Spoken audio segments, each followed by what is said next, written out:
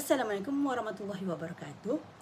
Nama saya Nur Alia Batrisha binti Muhammad Aznan dari Unit Pendidikan Awal Kanak-Kanak 2, ambilan Ogos 2024, Julai 2029. Jadi nombor angka giliran saya ialah 2024 1424 40123. Jadi kod subjek ini ialah PAKK 3433 Matematik Awal Kanak-Kanak. Jadi pensyarah yang mengajar kod subjek ini ialah Dr. Haizan binti Seman. Jadi hari ini saya akan membentangkan berkenaan bahan bantu mengajar yang telah saya cipta sendiri yang bernama The Pattern Hub.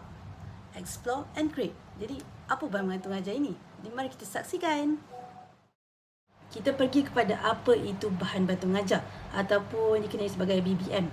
Jadi BBM ni merujuk kepada segala bentuk sumber, peralatan ataupun media yang dirancang dan digunakan secara sistematik oleh guru untuk membantu proses penyampaian maklumat di dalam bilik darjah tu lebih berkesan. Jadi BBM ni bukan sekadar alat tambahan tau.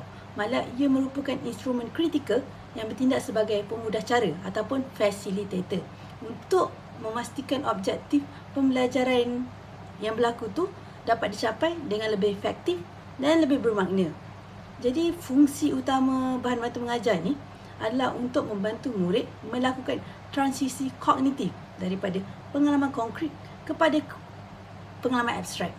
Memandangkan kanak-kanak pada usia prasekolah iaitu 4 hingga 6 tahun ni memerlukan objek fizikal untuk memahami suatu konsep.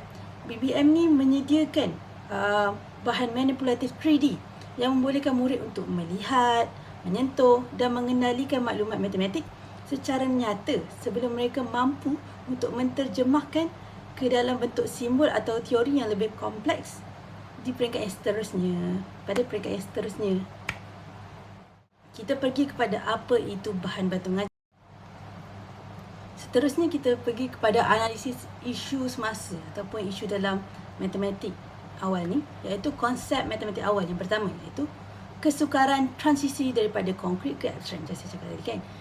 Jadi dia punya isu yang utama yang sering dihadapi oleh murid prasekolah pada tahap praoperasi adalah kesukaran untuk menterjemahkan konsep matematik yang abstrak ke dalam pemikiran mereka. Macam kanak-kanak pada usia ini, dia lebih memerlukan objek konkret yang boleh disentuh dan dimanipulasikan secara fizikal sebelum mereka mampu untuk memahami simbol atau logik pengulangan yang abstrak. Apabila pembelajaran hanya bergantung kepada lembaran kerja ataupun selai kertas 2D, murid gagal untuk membina gambaran mental yang jelas tentang bagaimana sesuatu pola itu terbentuk. Jadi di situ kita boleh nampak yang kanak-kanak ni memang lebih berkesan cara pembelajaran apabila menggunakan pengalaman pembelajaran secara abstrak. Yang kedua ialah ketidakseimbangan penggunaan bahan. Jadi manipulatif dalam PDPP, pemerhatian menunjukkan wujudnya isu kekurangan bahan bantu mengajar yang bersifat interaktif di dalam bilik darjah. Kebanyakan aktiviti matematik masih bersifat pasif di mana murid hanya melihat demonstrasi guru tanpa bahan manipulatif yang mencukupi. Jadi murid tu tidak dapat melalui proses penerokaan sendiri yang menyebabkan kefahaman mereka tentang sesuatu pembelajaran tu tidak kukuh dan mudah lupa. Contohnya pola. Jadi mereka kurang kefahaman tentang topik pola itu sendiri. Yang ketiga ialah isu pembelajaran berorientasikan hafalan. Iaitu terdapat kecenderungan di mana murid hanya menghafal contohnya urutan pola secara mekanikal tanpa memahami peraturan logik di sebaliknya. Sebagai contoh, murid mungkin lancar melengkapkan pola yang mudah, contohnya AB, AB, AB. Namun, mereka mula mengalami kekeliruan apabila struktur pola menjadi lebih kompleks seperti AAB atau ABC, ABC atau AB, ABB, A. Isu ini membuktikan bahawa tanpa bantuan objek konkret yang boleh disusun atom, murid tidak dapat mencapai tahap penaklukan matematik yang sebenar. Seterusnya kita pergi kepada isi kandungan yang terdapat dalam slide saya pada hari ini, iaitu yang pertama ialah kekuatan bahan bantu mengajar atau BBM. Yang kedua ialah rasional bahan bantu mengajar yang disediakan. Yang ketiga ialah sumber penghasilan. Yang keempat pula ialah lakaran awal.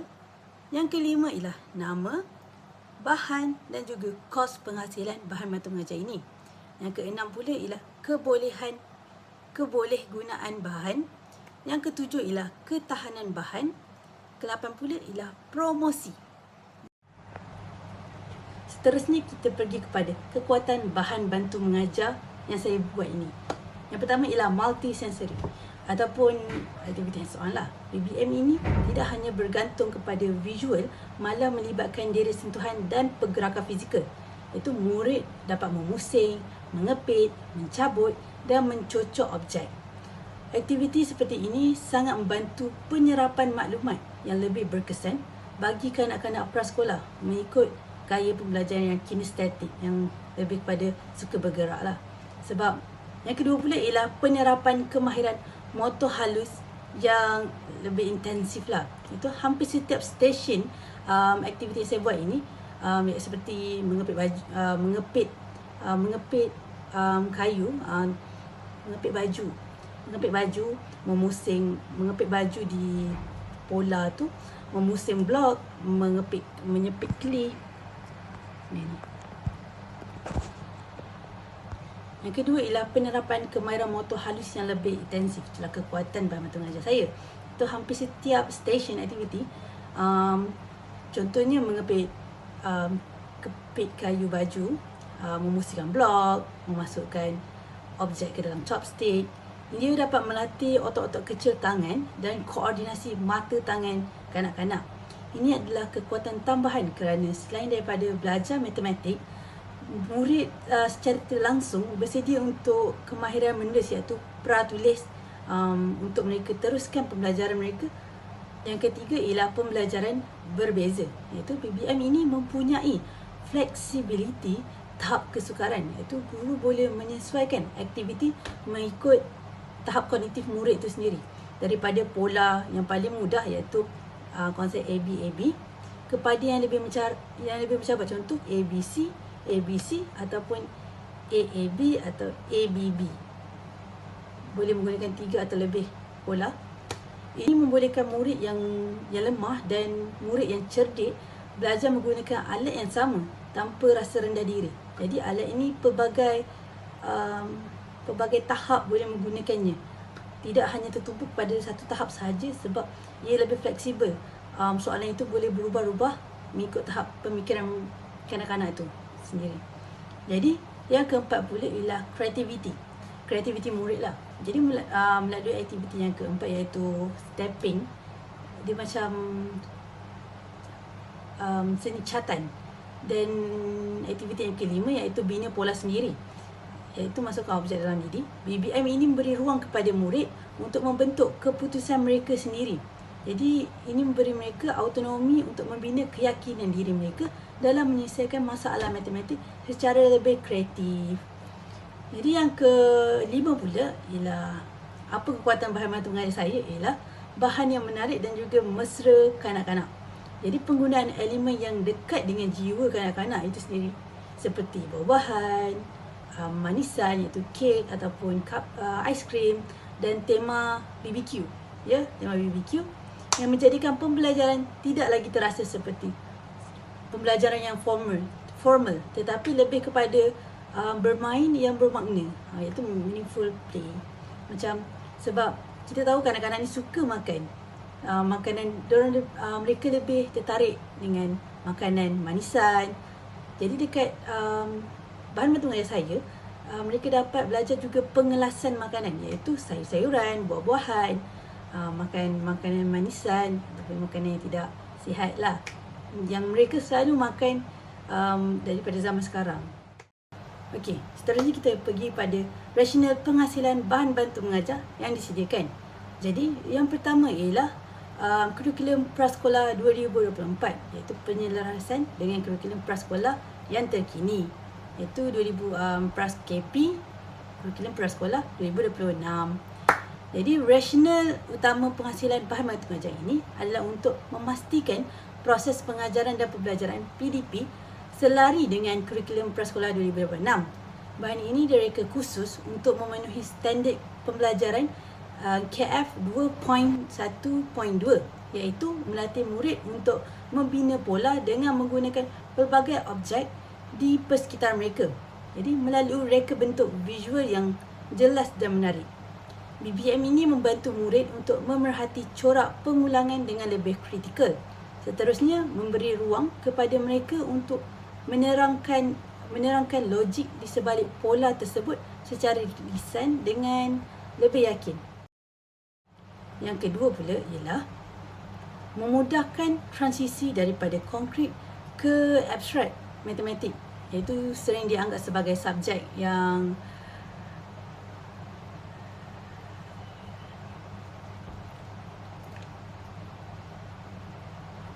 seterusnya ialah memudahkan transisi daripada konkret ke abstrak matematik. Memudahkan transisi daripada yang kedua ialah memudahkan transisi daripada konkret ke abstrak matematik seiring dengan kedua pula ialah memudahkan transisi daripada konkret ke abstrak. Di matematik ni sering dianggap sebagai subjek yang abstrak bagi kanak-kanak prasekolah.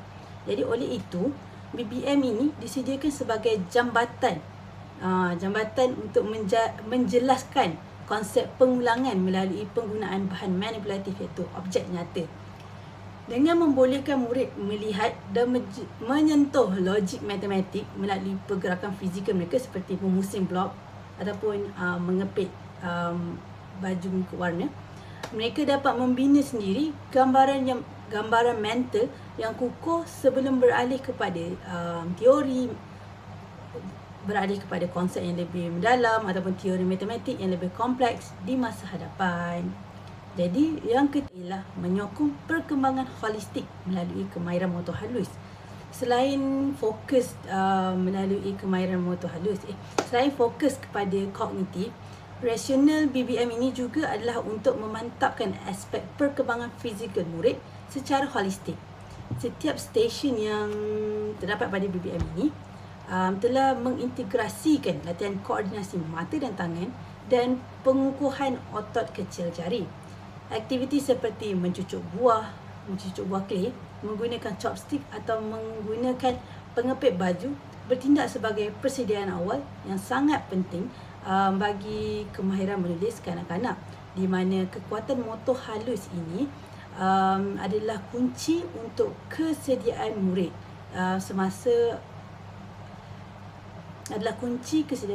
di masa hadapan ataupun masa kini.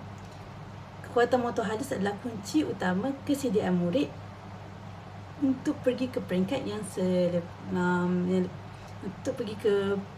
lebih tinggi, iaitu adalah kunci utama kesediaan murid untuk pergi peringkat seterusnya, iaitu darjah 1 ataupun sekolah rendah. Jadi yang keempat pula ialah peningkatan motivasi melalui konsep meaningful play. Jadi bagi menghapuskan persepsi bahawa matematik ni adalah sebuah subjek yang sukar dan membosankan, BBM ini disediakan dengan menerapkan elemen meaningful play. Jadi iaitu permainan yang bermakna macam tu. Penggunaan tema yang santai dan dekat dengan jiwa murid seperti aktiviti sate BBQ dan teknik capan ataupun stepping berjaya mewujudkan suasana belajar yang belajar sambil bermain. Itu pendekatan ini bukan sahaja meningkatkan motivasi dan tumpuan murid di dalam kelas, malah menjadikan pembelajaran matematik itu ialah satu pengalaman yang menggembirakan dan memberi impak jangka panjang kepada kanak-kanak prasekolah. Jiwa murid. Okey, seterusnya kita pergi kepada sumber penghasilan ataupun saya dapat inspirasi daripada mana untuk menghasilkan bahan bantu mengajar ini. Yang pertama ialah saya dapat adaptasi elemen interaktif yang terdapat dalam taman permainan, iaitu reka bentuk fizikal BBM ni yang di spinning block diperolehi daripada permainan yang terdapat di taman permainan, iaitu panel tic-tac-toe yang berpusing tu seperti gambar di bawah. Jadi sumber ini dipilih kerana mekanismenya yang terbukti berkesan dalam menarik perhatian kanak-kanak untuk menyentuh dan memusingkan objek itu secara aktif. Dengan mengadaptasikan konsep spinning block ini ke dalam konteks pembelajaran matematik, murid dapat meneroka perubahan pola secara visual dan juga kinestetik dengan lebih menyeronokkan. Macam saya sendiri, kalau saya pergi taman permainan, saya pun lebih tertarik untuk dengan blok tic-tac-toe tu. Saya akan pusing dan main tic-tac-toe di sana. Jadi saya rasa bila saya dapat mengadaptasikan benda tu di dalam BBM saya, murid pun akan lebih tertarik. Macam mana saya tertarik untuk memusing tic-tac-toe tu di taman permainan. Dan satu lagi, bagi saya ia memudahkan bila saya membuatkan konsep pola ini. Jadi pola ini tidaklah hanya soalan-soalan yang saya boleh keluarkan atau buat untuk kanak-kanak ini tidaklah hanya tertumpu sikit sahaja. Jadi bila setiap panel tu, setiap side kotak tu ada 4 gambar, jadi ia boleh jadi banyak kesimpulan kebarangkalian untuk soalan itu tidak berulang. Jadi soalan yang saya buat memang waktu sekarang sudah ada banyak, tapi tidak ada yang berulang sebab kita boleh mempelbagaikan daripada cara yang senang A, B kepada yang lebih kompleks. Jadi kita boleh ikut, kita boleh fleksibelkan lagi soalan yang dilakukan. Seterusnya kita pergi pada lakaran awal, iaitu yang saya lukis sendiri. Jadi kita boleh nampak di sini, iaitu aktiviti yang pertama ialah aktiviti kenap pola.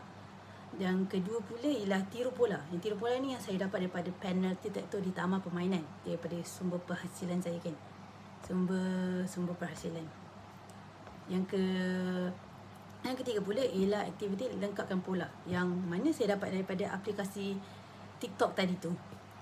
Yang keempat ialah bina pola. Bina pola daripada inspirasi daripada aktiviti seni, iaitu aktiviti seni capan yang chop menggunakan span. Yang terakhir ialah aktiviti tiru ataupun bina pola. Ini saya terdetik untuk buat sebab saya rasa daripada aktiviti yang kelima ni kita dapat melihat sendiri adakah kanak-kanak itu faham ataupun menghafal pola itu. Sebab kita pergi kepada pemilihan nama, iaitu nama BBM saya, iaitu The Pattern Hub Explore and Create. Jadi bagi bahan mengajar ini, ia diperbuat berdasarkan 3 elemen utama yang bentuk keseluruhan struktur dan objektif pembelajaran murid. Jadi kita pergi yang pertama, iaitu penggunaan istilah The Pattern Hub itu sendiri, iaitu hub pola. Merujuk kepada fungsi bahan mengajar ini sebagai sebuah pusat pembelajaran senti, iaitu One Stop Center. Ia berbeza dengan alat bantuan mengajar atau BBM tradisional yang biasanya hanya mempunyai satu fungsi saja. Jadi BBM ini ia menggabungkan 5 aktiviti matematik yang berbeza dalam satu unit yang kompak. Ia direka untuk menjadi titik rujukan utama bagi murid dalam menguasai segala aspek berkaitan dengan pola, iaitu merangkumi pelbagai warna, bentuk, objek dan juga pengelasan makanan.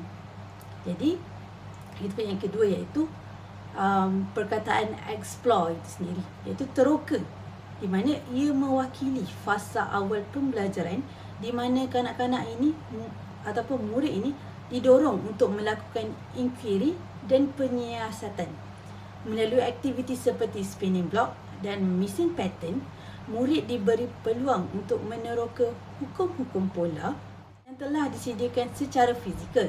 Jadi proses penerokan ini sangatlah penting bagi kanak-kanak untuk menguasainya, kerana kanak-kanak prasekolah ini membina kefahaman konkret mereka tentang bagaimana maklumat matematik ini disusun, bagaimana maklumat matematik ini disusun sebelum mereka bergerak ke tahap yang lebih mencabar ataupun tahap selanjutnya. Yang ketiga pula ialah istilah create ataupun bina cipta. Ia merupakan kemuncak kepada objektif BBM ini, iaitu selari dengan tuntutan kurikulum baharu dalam standard pembelajaran.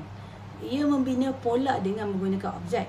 Jadi melalui aktiviti kreatif seperti capan, aktiviti capan yang stepping tu, dan penyediaan BBQ, sate BBQ, murid beralih daripada sekadar pemerhati kepada pencipta, kerana mereka mencipta sendiri pola itu.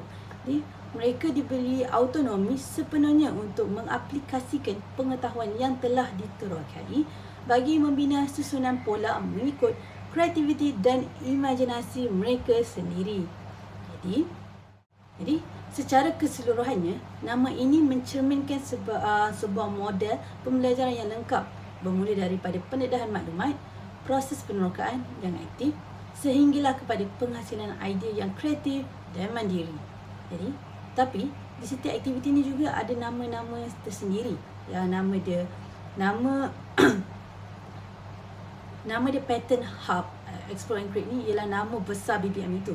Namun saya juga ada nama-nama kecil untuk setiap bahagian supaya mudah untuk saya tanya ataupun menerima maklumat balas mana yang lebih efektif, mana yang boleh tambah baik. Supaya contohnya saya tanya, mana aktiviti yang kamu suka kepada kanak-kanak. Mungkin mereka boleh baca kat situ matching and clip. Itu aktiviti yang mereka suka ataupun mereka faham. Saya boleh tanya juga mana aktiviti yang agak mencabar bagi mereka. Jadi mereka boleh beri nama spesifik aktiviti itu. Tapi nama keseluruhan untuk produk itu dia Pattern Hub Explore and Create. Jadi kita bagi aktiviti yang pertama, nama ialah Match and Clip. Sebab apa? Kita kena matchkan pengepit itu dengan warna yang terpapar di situ.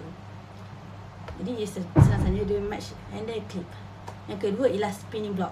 Dari tadi saya sebut nama spinning block ni sebab macam kita tahu dia panel detector dekat dalam permainan tu kan, kita spin dia, kita spin.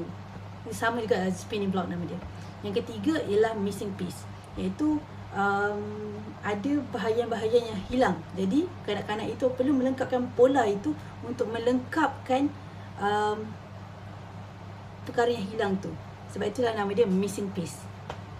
Yang keempat pula ialah aktiviti creative stamp, iaitu yang saya duduk cakap, saya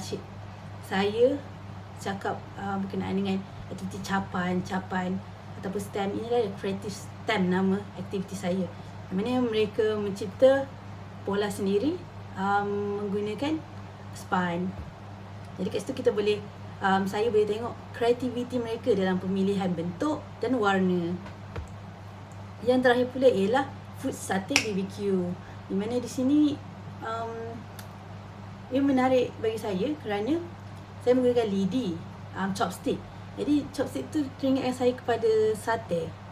Jadi saya tak nak menggunakan sate ayam daging itu. Jadi saya cuba mengubah dia menjadi buah-buahan, makanan supaya menarik minat kanak-kanak itu dan kena dengan tema saya yang kepelbagaian makanan.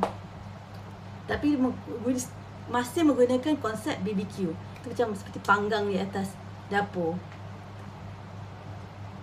Jadi itulah nama-nama BBM saya. Tapi nama yang besar masihlah The Pattern Hub, iaitu Explore and Create. Yang selebihnya ialah nama-nama kecil sahaja. Sini kita bagi pada senarai bahan yang digunakan. Antara bahan utama untuk penghasilan bahan batu garis saya ialah kotak yang terpakai, iaitu kotak printer. Di kotak printer ini atau kotak cardboard ini merupakan tapak kepada bahan batu mengajar saya. Tanpa tapak ini mungkin tidak terhasillah bentuk yang saya inginkan. Yang kedua pula ialah air clay. Jadi air clay ni saya beli agak banyak dan pelbagai warna untuk menghasilkan buah-buahan dan makanan yang terdapat pada stesen yang kelima. Yang ketiga ialah pengepit kayu yang digunakan pada stesen yang pertama untuk stesen match and clip. Yang kedua pula spray ni. Yang kelima pula ialah saya menggunakan chopstick untuk aktiviti sate tu. Yang keenam inilah bahan yang sangat penting bagi saya, iaitu cutter dan gunting. Tanpa dua bahan ini susah untuk saya memotong kotak, membentuk sesuatu benda.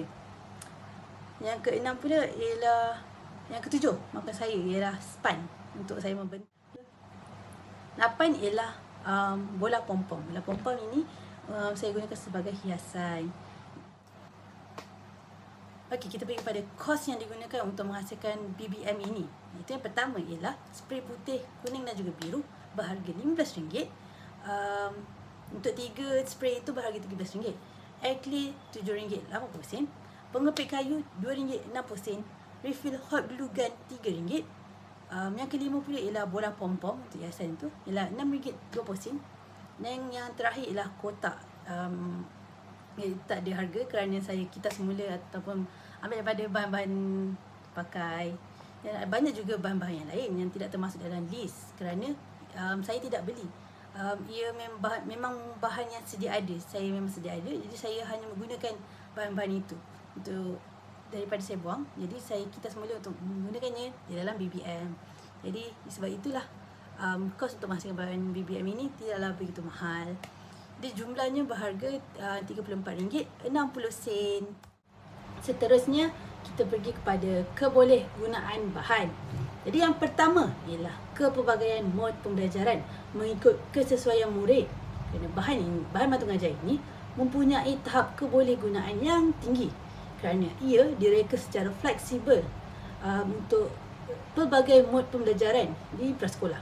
BBM ini sangatlah efektif apabila ia diletakkan di sudut matematik, di mana ia boleh digunakan secara kendiri ataupun sendiri oleh murid untuk aktiviti individu bagi meningkatkan tumpuan mereka, maupun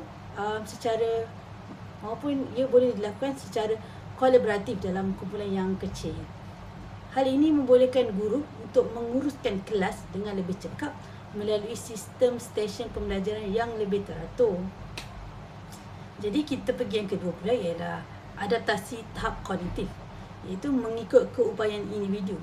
Rasional utama kebolehgunaan BBM ini adalah kemampuannya untuk disesuaikan dengan tahap kecerdasan murid yang berbeza. Jadi kita tahu murid ini tahap kecerdasan mereka berbeza mengikut setiap individu. Jadi guru bolehlah mengubah aras kesukaran aktiviti ini bermula daripada pola yang mudah, iaitu AB bagi murid yang baru untuk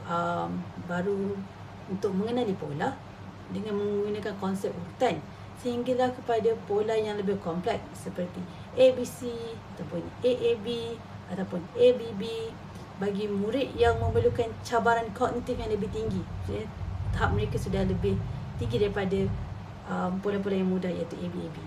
Jadi ciri ini dapat memastikan tiada murid yang tercicir dalam menguasai kemahiran menguruskan maklumat matematik. Okey, kebolehgunaan bahan yang ketiga pula ialah reka bentuk mesra pengguna, iaitu user friendly lah.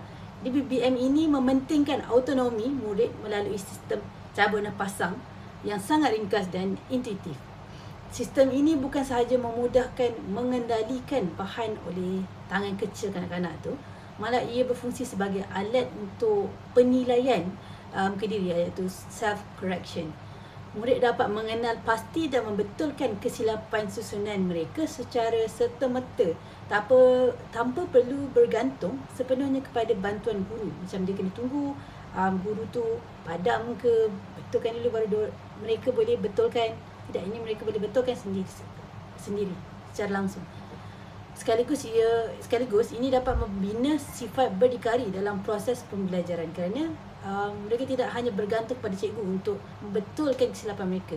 Jika mereka dah nampak kesilapan itu dan mereka ingin betulkan, mereka boleh terus betulkan sendiri.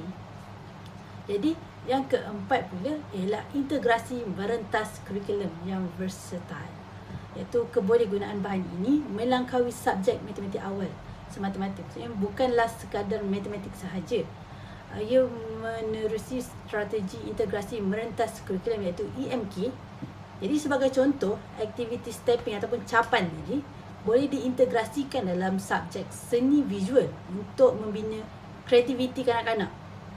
Macam kita boleh nampak kanak-kanak itu sendiri membina pola menggunakan span. Jadi kat situ kita boleh nampak kreativiti mereka. Manakala tema BBQ itu boleh dijadikan sebagai medium untuk subjek bahasa bagi melatih kemahiran bertutur dan bercerita. Jadi kerana melalui aktiviti itu kita boleh mengadakan role play.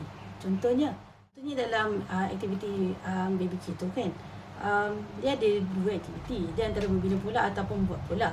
Jadi sekiranya murid tidak mahir lagi dalam membina pola, mereka boleh meniru pola itu. Kita boleh integrasikan dalam elemen bahasa kerana kita boleh melaksanakan aktiviti role play, iaitu jual beli. Contohnya, seorang itu akan menjadi penjual dan seorang boleh menjadi pembeli tanpa menggunakan duit. Tapi kita boleh memasukkan Jadi dengan adanya benda ini, kanak-kanak itu sendiri boleh melaksanakanlah aktiviti berbahasa, iaitu berkomunikasi antara penjual dan pembeli. Kita boleh melaksanakan elemen tersebut. Okey, sekarang kita pergi kepada ketahanan bahan bantu mengajar ini. Yang pertama ialah pemilihan material utama yang teguh. Ketahanan fizikal BBM ini dijamin melalui penggunaan struktur karbon yang tebal, sekaligus memastikan badan utama alat bantu mengajar ini tidak mudah kemek atau penyek apabila dikendalikan oleh kanak-kanak. Jadi, selain itu, setiap sambungan pada komponen kotak telah diperkukuhkan dengan menggunakan gam tembak ataupun hot glue gun yang berkualiti bagi memastikan setiap bahagian tu dapat melekat dengan kuat dan juga tidak mudah untuk tertanggal walaupun digunakan secara kerap di dalam bilik darjah. Jadi pemilihan kotak itu bagi saya sangatlah penting untuk memastikan ketahanan bahan batu mengajar ini dapat tahan lama. Yang kedua ialah perlindungan permukaan melalui teknik laminate bagi memastikan kualiti visual dalam tempoh masa yang lama. Jadi semua gambar yang bercetak yang melibatkan yang melibatkan elemen buah-buahan dan corak ataupun makanan dan corak pola yang telah dilindungi sepenuhnya dengan plastik laminate. Jadi contohnya macam penggunaan spinning block itu, saya telah laminate semua spinning block tu untuk memastikan sekiranya tangan kanak-kanak tu basah, gambar itu tidaklah akan warna lari, warna dia turun ataupun hilang gambar. Okay? Dengan penggunaan teknik ini, ia akan memberi perlindungan kalis air yang sangat penting memandangkan aktiviti ini melibatkan bahan seperti cat air. Cat air itu yang terdapat pada aktiviti capan tadi itu sendiri. Selain itu, laminate ini juga menjadikan bahan tersebut tahan koyak dan mudah untuk dibersihkan walaupun disentuh berulang kali oleh murid. Jadi aspek keselamatan dan kebersihan sangat diutamakan dalam BBM saya. Keselamatan dan kebersihan sangat diutamakan dalam BBM saya. Jadi yang ketiga ialah mekanisme putaran yang stabil dan lancar bagi aktiviti spinning block. Jadi ketahanan mekanikalnya telah dipertingkatkan dengan memasangkan paksi yang kukuh, maksudnya rod, menggunakan rod yang bersesuaian untuk meletakkan blok-blok itu dalam tu. Pemilihan rod ini memastikan bongkah pola dapat dipusing dengan lancar tanpa menjadikan ia longgar ataupun ketat ataupun tertanggal daripada struktur asalnya. Jadi memang saya menggunakan rod yang agak tebal. Jadi kestabilan mekanisme ini membolehkan murid untuk melakukan aktiviti manipulasi dengan mudah tanpa adanya gangguan teknikal yang lain macam sangkut ke, macam nak pusing sangkut ataupun terlalu longgar sampai bola yang mereka hendak letak itu terjatuh. Jadi saya telah menggunakan kayu dan ukuran pola ukuran blok-blok itu dengan betul. Yang keempat pula ialah reka bentuk yang kompak bagi mengurangkan risiko kehilangan bahan batu mengajar ini kerana ia direka dengan konsep struktur yang bersepadu. Macam mana tu? Itu di mana kesemua 5 stesen aktiviti ini dimuatkan di dalam satu kotak yang sama. Maksudnya tak ada kotak yang berasingan. Jadi reka bentuk yang kompak ini bukan sahaja memudahkan urusan penyimpanan, malah secara drastik dapat mengurangkan risiko kehilangan komponen-komponen kecil ataupun bahan manipulatif yang lain. Jadi apabila semua bahan ini dapat disimpan ataupun disimpan rapi dalam satu unit yang stabil, jangka hayat penggunaan bahan batu mengajar ini dapat dikekalkan dengan lebih lama pada kegunaan sesi persekolahan yang akan datang. Jadi ia tidaklah setiap tahun perlu untuk kita buat bahan batu mengajar yang baru. Kita boleh saja recycle bahan batu mengajar kerana ketahanan bahan ini sendiri. Okey, untuk promosi pula saya ada membuat QR code, iaitu QR code untuk penyediaan manual penggunaan bahan batu mengajar saya. Boleh scan QR di bawah ini dan juga terdapat juga penyebaran bahan mata mengajar ini melalui media sosial, iaitu aplikasi TikTok. Saya membuat sedikit video untuk mempromosikan bahan mata mengajar ini. Itu saja daripada saya. Sekian, terima kasih. Terima kasih menonton.